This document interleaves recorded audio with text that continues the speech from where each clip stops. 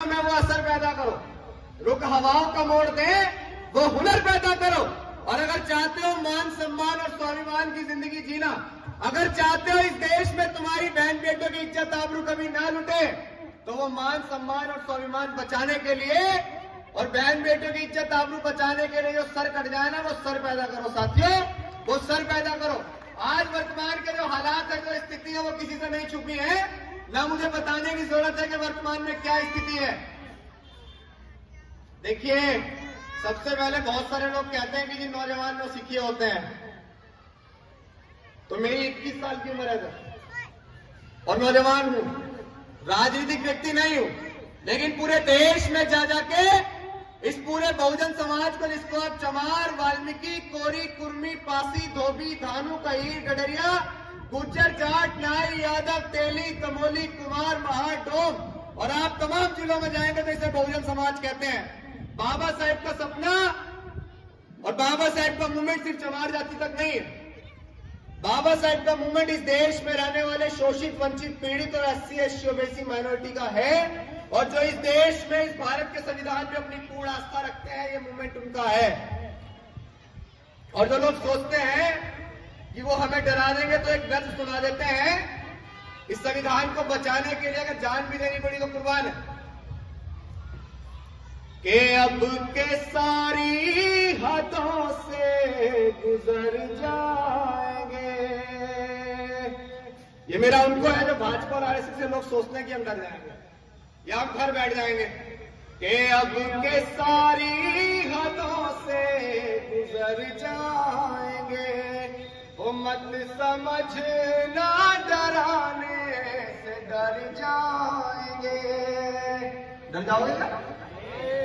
वो मत समझना डराने से डर जाएंगे, वो मौत के नाम का खौफ देता है क्यों, मौत जिस रोज आएगी मर जाएंगे, वो मौत जिस रोज आएगी मर जाएंगे।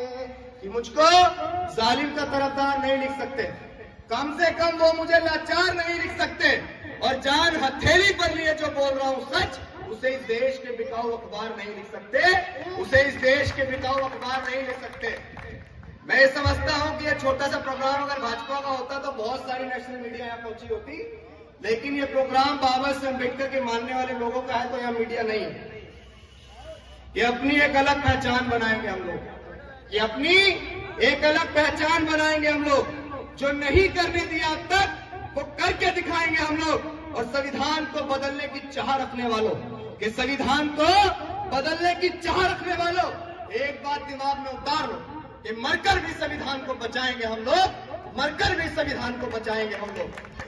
दिन रात एक करके जिस व्यक्ति ने हमें जगाया था, कि दिन रात एक करके जिस व्यक्ति ने हमें जगाया था, ऊंच नीच जातिगत भेदभाव की जंजीरों से इस देश को मुक्त कराया था, और जिस संविधान में तुम्हें पढ़ने, लिखने, आजादी से घूमने के वो सब अधिकार मिले, कि जिस संविधान में तुम्हें पढ़ने, लिखने, आजादी से घूमने के वो सब अधिकार मिले, उस संविधान को बचा लो यारो, जो कि अपने 4-4 बच्चों की कुर्बानियां देकर बाबा साहेब अम्बेडकर ने इसे बनाया था, बाबा साहेब अम्बेडकर ने इसे बनाया था।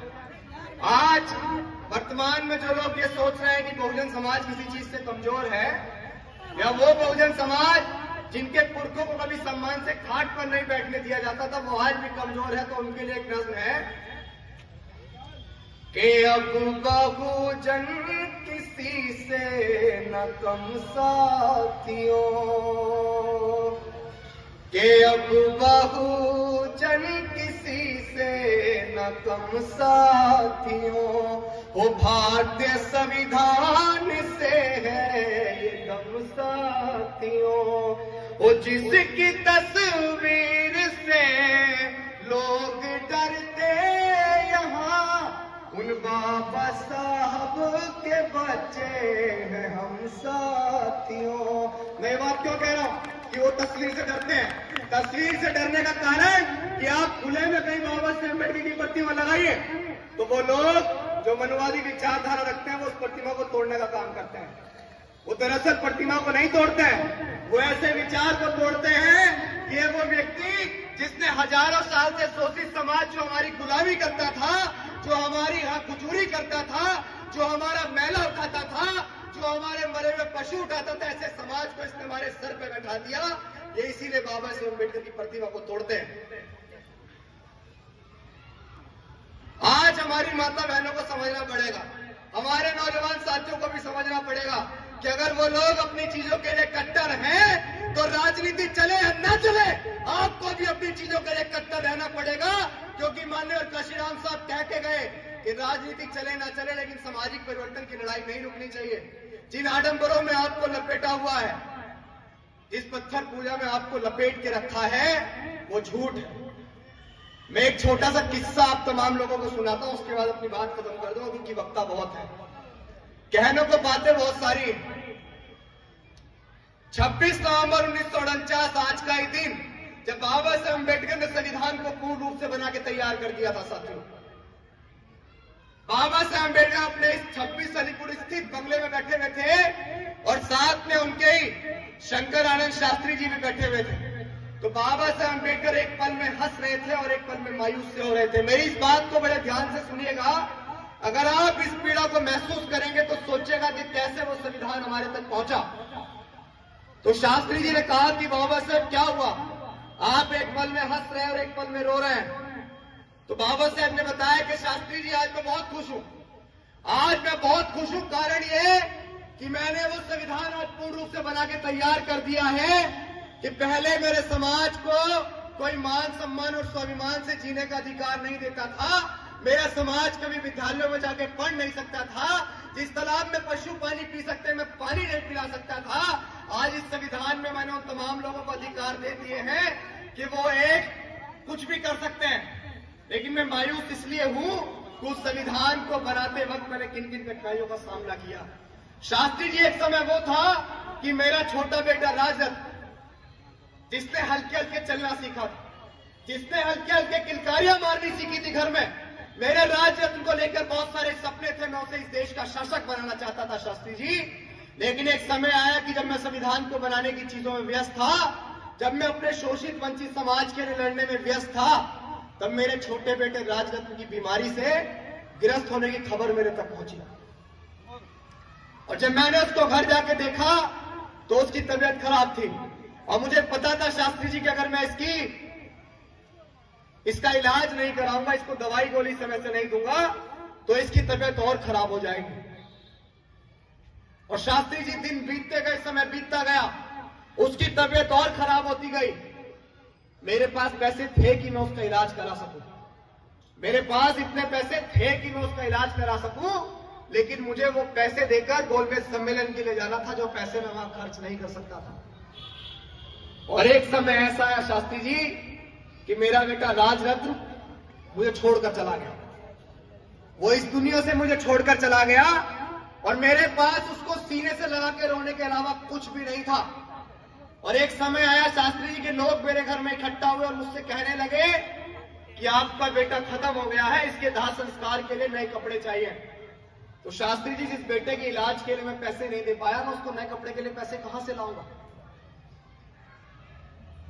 मेरी रमा ने मेरी तकलीफों को समझा और मेरी रमा ने कहा कि साहब आपको जहां जाना है आप जाइए। और बाबा साहब की पत्नी रमाबाई ने अपनी साड़ी का पल्लू फाड़ कर उस बेटे को उड़ाया और बाबा साहब अम्बेडकर अपने बच्चे की मौत को उसको लांघकर गोलमेज सम्मेलन के लिए चले गए, ये कहकर कि अगर मैं आज इस बच्चे के लिए रुका तो लाखों करोड़ों राजरत्न मरे हुए पैदा होंगे। लेकिन शास्त्री जी, मेरा बच्चा तो खत्म हुआ, उसकी तो कुर्बानी हुई, लेकिन आने वाले समय में मैं अपने समाज को वो ताकत देके जा रहा हूं, अपने समाज को वो तमाम अधिकार देके जा रहा हूं कि जिस गोली और दवा की वजह से मेरा बच्चा खत्म हुआ, उससे बड़े हॉस्पिटलों में मालिक बनकर मेरे समाज के लोग बैठेंगे। ये ताकत बाबा साहब अम्बेडकर ने दी है।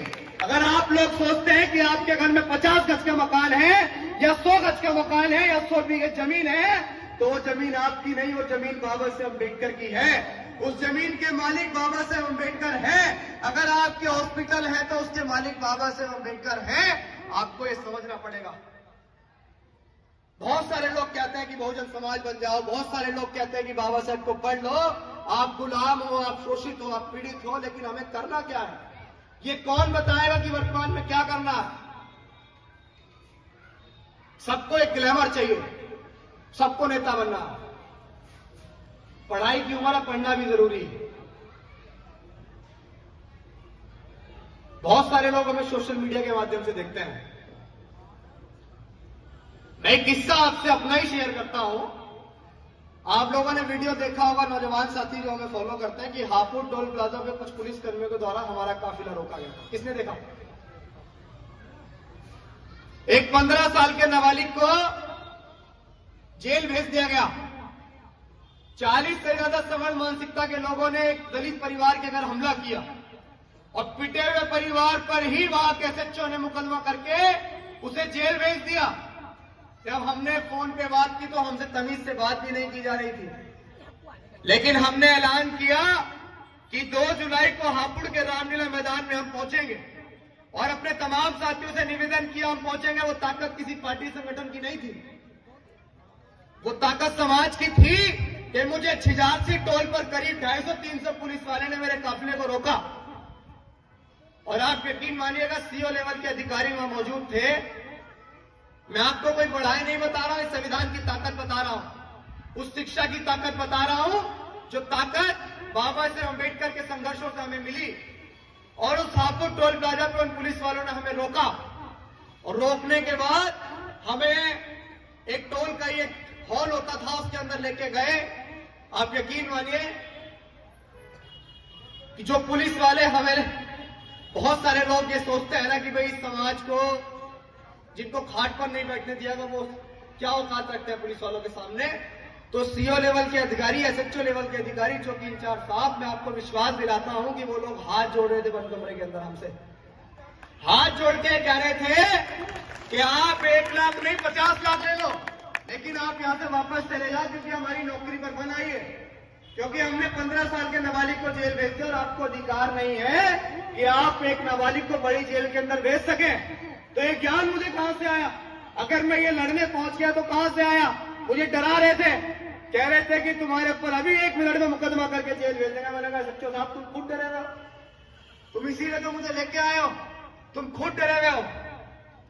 एक चौकी इंचार्ज को और एक एसएचओ को आपको भाई सस्पेंड करा के आया था तत्काल में। ये ताकत भारत के संविधान ने दी और आपने न्यूज चैनल और अखबारों में भी इसको देखा होगा। एक और शायरी जो लोग सुनना चाहते हैं, जो लोग बाबा साहेब अम्बेडकर को गाली देते हैं, उनके लिए कि हम अम्बेडकरवादी हैं बेटा, कि हम अम्बेडकरवादी हैं बेटा।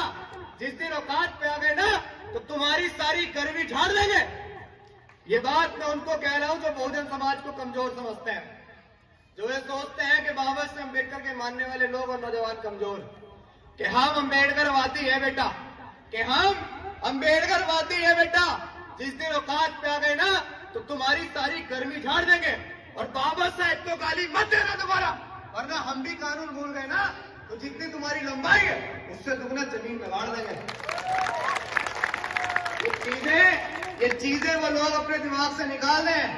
हम नौजवान हैं और हम चाहते हैं कि सामाजिक परिवर्तन की ओर मेरे नौजवान साथी ज्यादा से ज्यादा अग्रसर हो। बहुत सारी पार्टियों के झंडे डंडे आपने उठाए और समय हमेशा उठाते आए। मुझे पता लगा है कि राजनीतिक प्रोग्राम नहीं है तो सामाजिक हम बोलेंगे, मेरा समय खत्म हो जाए तो आप ही बोल सकते हैं, दूसरे तो बुलाने की जरूरत ही नहीं, मैं आपके समाज का ही हूं। तो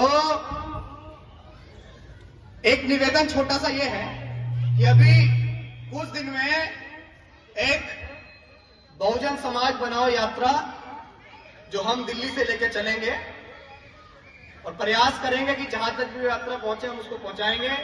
जिस यात्रा का मूल उद्देश्य बहुजन समाज के गांव-गांव जाकर ये बताना कि बाबा साहेब अम्बेडकर की कुर्बानी क्या थी और उस समाज को जगाना जो जाट, गुज्जर, यादव आज अपने आप को सबसे बड़ा हिंदू और सबसे बड़ा वो समझते हैं कि भाई आपके लिए भी बाबा साहेब अम्बेडकर ने उतना ही किया जितना हमारे लिए किया। ओबीसी आरक्षण के लिए माननीय काशीराम साहब ने आंदोलन किए। काशीराम साहब ने दिल्ली के अंदर हमारे बहुत सारे तमाम कार्यकर्ताओं ने अपने सर भी फुड़वाए। तो हर वर्ग के लोग साथ हैं, ये संविधान की देन कि हर वर्ग के लोग साथ हैं, ये संविधान का प्यार है। इसे बचाने को मुकदमा 1 हो या 1000, हमें सब स्वीकार है। और संविधान को खत्म करने की चाह रखने वालों, कि संविधान को खत्म करने की चाह रखने वालों, सुन लो, अगर संविधान पर आ जाए तो पूरा अम्बेडकरवादी मरने मारने को तैयार है, पूरा अम्बेडकरवादी मरने मारने को तैयार है। देखिए, मेरा कुछ सवालात यहाँ से जालिम तानाशाह हुकूमत से भी है। मैं नाम लूंगा तो आप पहचान जाएंगे कि मैं नरेंद्र मोदी की बात कर रहा हूं, और मैं नाम लूंगा तो आप ये भी पहचान जाएंगे कि जिस उत्तर प्रदेश में मैं खड़ा हूं, यहाँ के जालिम तानाशाह योगी आदित्यनाथ की बात कर रहा हूं। वो जब सरकार में आए थे तो उन्होंने कुछ वादे किए थे, वो मैं आपको बता दूं। युवा बेरोजगार पूछता है वो वादा, कहाँ गया 2 करोड़ नौकरियों का वादा। आपसे 2 करोड़ नौकरियों के वादे किए थे। युवा बेरोजगार पूछता है वो वादा, कहाँ गया 2 करोड़ नौकरियों का वादा। जो ये कहते थे कि हम काला धन ले आएंगे, उनसे बोलो कि बढ़ा हद से करप्शन ज्यादा। जो ये कह खातों में 15 लाख आने थे वो आए नहीं, अच्छे दिन आएंगे इस झूठ से बहकाओ नहीं। आप तमाम लोगों के बीच एक और नज़्म कह के अपनी बात में अब खत्म ही कर दूंगा कि तुम्हारी चौखटों पे सर के अब रखते नहीं हैं हम।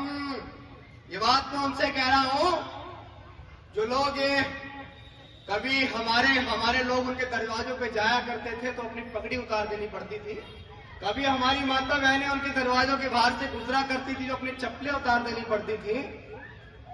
जो लोग हमें सम्मान से हमारी मूंछों पे ताव देखकर जिनके पेट में दर्द हो जाया करता था, ये बात उनसे है कि तुम्हारी चौखटों पे सर के अब रखते नहीं हैं हम। हमें मालूम है साहिब तुम्हें इस बात का है गम, और तुम्हारी तोप और बंदूकें हमको क्या डराएंगी। तुम्हारे बाप के भी बाप से डरते नहीं हैं हम, कि तुम्हारे बाप के भी बाप से डरते नहीं हैं हम।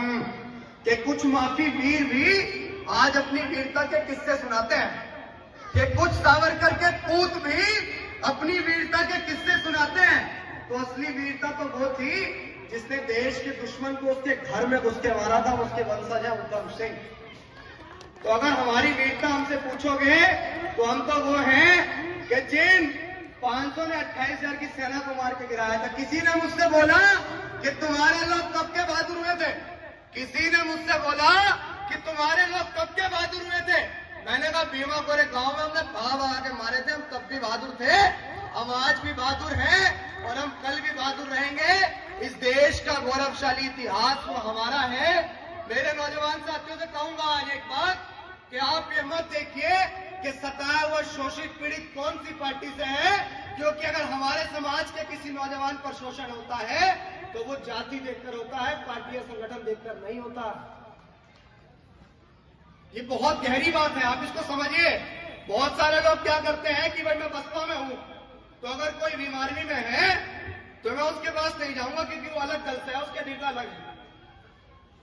अगर कोई समाजवादी पार्टी में हमारे समाज का है तो मैं भाजपा से उसके पास क्यों जाऊं, क्योंकि वो अलग दल से अलग पार्टी में। सामाजिक परिवर्तन तो ये है, मैं अभी से कहता हूं कि मेरे समाज का पीड़ित शोषित अगर सबसे हमारी विरोधी पार्टी भाजपा में रहकर परेशान है तो मैं उसकी मदद करने भाजपा में उसको खदेड़ के लेके आऊंगा वापस, लेकिन उसकी मदद करने जरूर जाऊंगा। मैं ये नहीं देखूंगा कि बहुत भाजपा में। ठीक है, मैं अपनी बात खत्म करता हूं आखिरी शायरी के साथ। बस किसी ने मुझसे कहा कि भाई आजकल बड़ा कानून झाड़ रहे हो, किसी ने मुझसे कहा कि आजकल बड़ा कानून झाड़ रहे हो। तो भाई जब संविधान विरासत में मिला हो तो कानून का ज्ञान तो आ ही जाता। ठीक है, तेवर जरूरी है, क्योंकि अक्सर जिन तारों में करंट नहीं होता लोग कपड़े सुखा लिया करते हैं, तो तेवर जरूरी है। जय भीम, जय भारत, जय संविधान। कि छोटी सी चिंगारी से एक नए परिवर्तन का आगाज, कि छोटी सी चिंगारी से एक नए परिवर्तन का आगाज हूं, और खामोश रहूं भी तो किस लिए, बाबा साहेब के मिशन की एक बुलंद आवाज हो, बाबा साहेब के मिशन की एक बुलंद आवाज। जय भीम, जय भारत, जय संविधान।